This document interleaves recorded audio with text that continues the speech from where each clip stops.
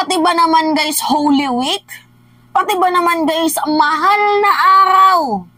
Hindi po guys pinalagpas ni Harry Roque. Talaga nga namang binastos malala, ni literal, na pinulitika po guys ni former spokesperson Harry Roque ang Semana Santa, ang mahal na araw. Actually guys, hindi ko na to dapat i-content kasi nga literal po guys na nakakabastos, pero hindi ko naman po matiis na tawagin niyang Judas itong ating Pangulo. Although hindi niya naman po guys niliteral na tinawag na Judas si President Marcos, pero guys, if you will try to read between the lines, sino ba naman ang binigyan ng mamamayang Pilipino ng pribilehiyo para paglingkuran ang sambayanan? Di ba si President Marcos? Ay, yun po guys yung sinasabi niya na mayroon daw pong isang tao na pinagkatiwalaan ng sambayan ng Pilipino, ngunit ang ginawa daw po ay hinudas. Nagtaksil daw po sa ating bayan. Si President Marcos nga ba yung taksil? Ha? Or si Digong na mayroong ginawang secret deal? Sino yung totoong Judas dito? Yung nagbenta? Although hindi naman sinabi na nagbenta, pero secret deal. Diba? Meron siyang commitment. Meron siyang kasunduan na hindi tayo magdadala ng large-scale materials doon sa ayungin. So, sa tingin nyo guys, sino nga ba ang totoong Judas dito? Judas ba guys na matatawag nyo si President Marcos na pinaglalaban, pinapagtanggol, at pinipreserve ang teritoryo natin? Judas ba yun? Ha? Kasi guys, ang meaning ng Judas kay Harry Roque is yung lumalaban tayo dito sa mga tsekwa, sa ginagawang pambubuli sa atin. Kasi it can cause daw guys ng digmaan. So nasa ano daw tayo, nasa pagpapako na daw tayo ng krus. Ipinako daw tayo ni President Marcos sa krus. Diba? Ang bansang Pilipinas, ipinako daw po guys ni President Marcos sa krus. Dahil nga po, malapit na daw po guys ang mitya ng gera dahil po sa kanyang foreign policy. Yan po guys yung Judas sa kanya na ipinako daw tayo sa krus. Well, in fact guys, hindi naman po tayo nilagay sa peligro ng ating Pangulo. Bagkus pinaglalaban lang po ng ating Pangulo ang ating teritoryo, pero sa diplomatikong pamamaraan. Hindi po sa gera. Mas Judas pa nga yung drug war ni Digong eh. 'Di ba yung sandamakmak na nategi nung panahon niya? Yun po guys yung panghuhudas. 'Di ba? Sariling Pilipino, kapwa mo Pilipino, talagang binabalahura mo. Hindi mo pinalagpas, talaga nga namang pinasakamay ang batas. Yan po guys yung totoong pagtataksil, yung confidential funds. Yan po guys yung panghuhudas sa taong bayan. Hindi po yung tinawag nilang Judas si President Marcos dahil pinaglaban lang ang ating bayan.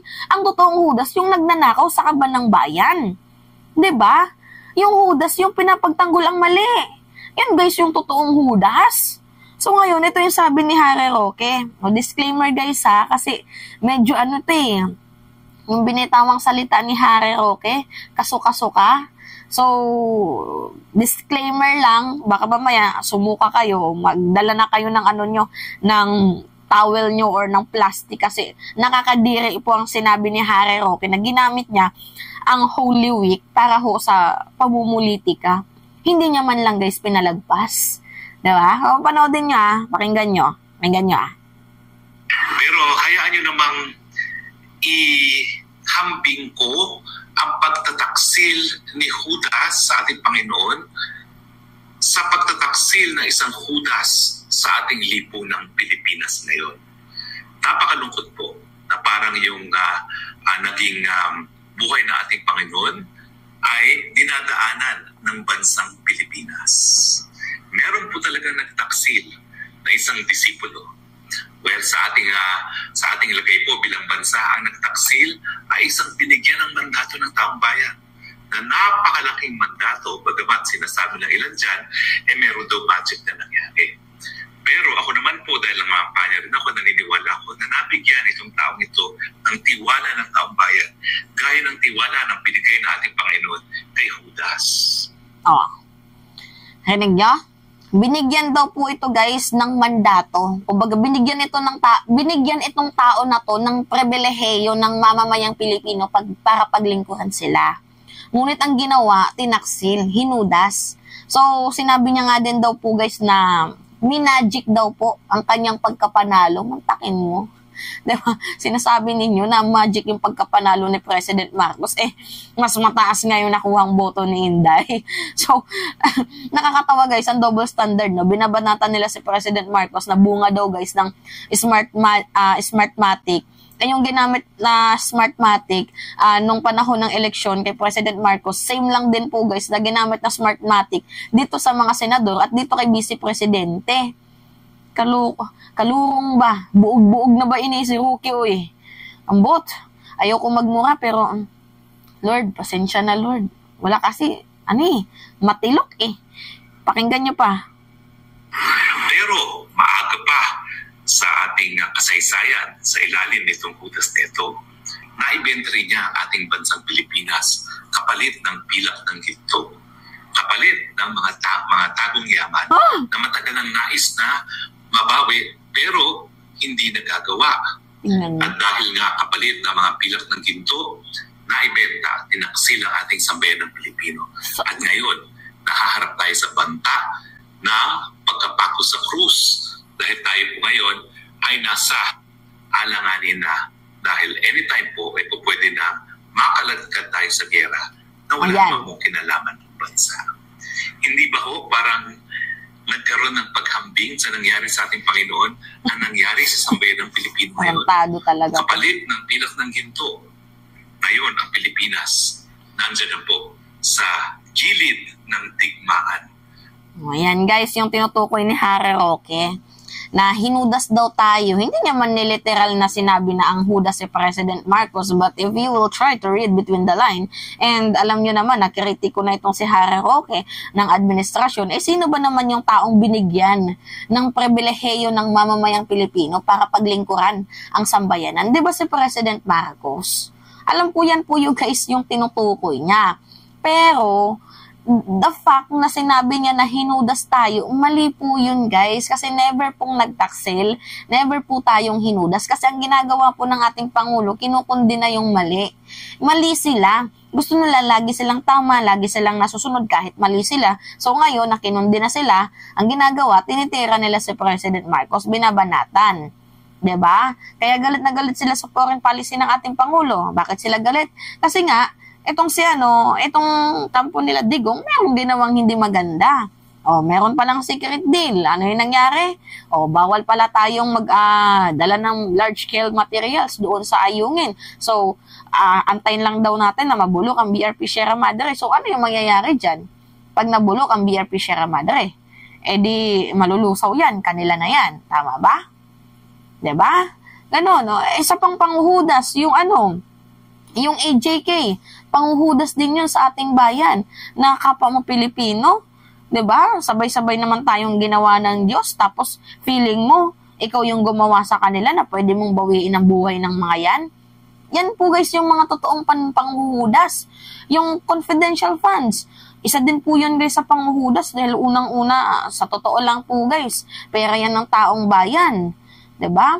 Yun po guys yung panghuhudas, yung pagnanakaw sa kaban ng bayan na hindi naman sa iyo pero ninanakaw mo.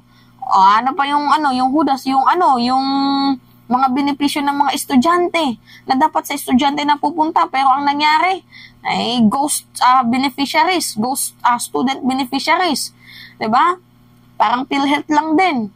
Yun po guys yung mga panghuhudas na sinasabi nila nagagawa sila ng proyekto para sa mamamayang Pilipino pero at the end of the day, napupunta yung budget, yung bulsa, yung pera sa kanilang mga bulsa. Yun po guys yung totoong panghuhudas.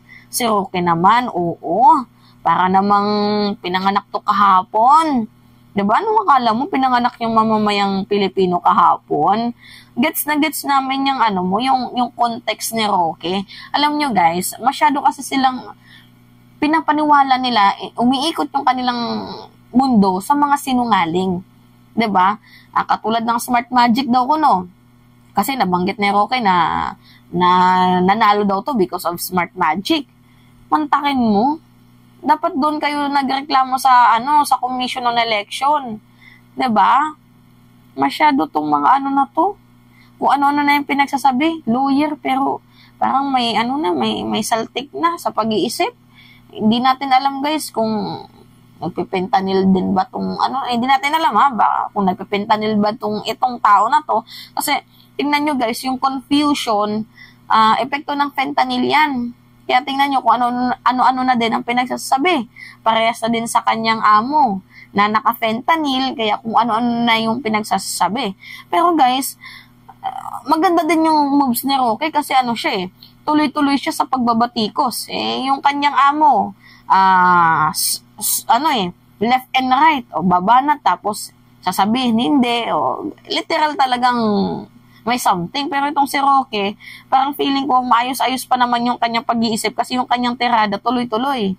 Ewan na lang natin pag nagbago yan, baka literal na, diba, may something na talaga. Pero anyway, yun na nga guys, pati Holy Week binastos ni Roque, hindi man lang pinalagpas ninyo ang Holy Week. Nakakalungkot isipin, diba? Actually, dapat sana wala akong vlog na ngayong gabi kasi magse-celebrate ako ng Holy Week. Pero nung nakita ko to, na-triggered out ako, sabi ko hindi to pwede. Kailangan nating ipagtanggol, ipaglaban ng ating presidente kasi mali tong kanilang ginagawa. Which is yan po guys yung ginagawa ko.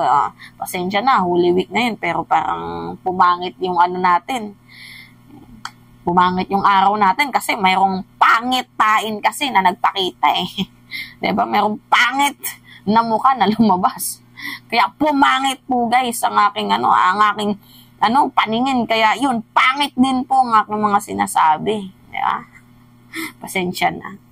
Tapusin na natin to. Anyway, yun lamang ho guys. At that's me again, si Mima Alicia nyo. At nagbabalik ulit para sa ating panibagong video.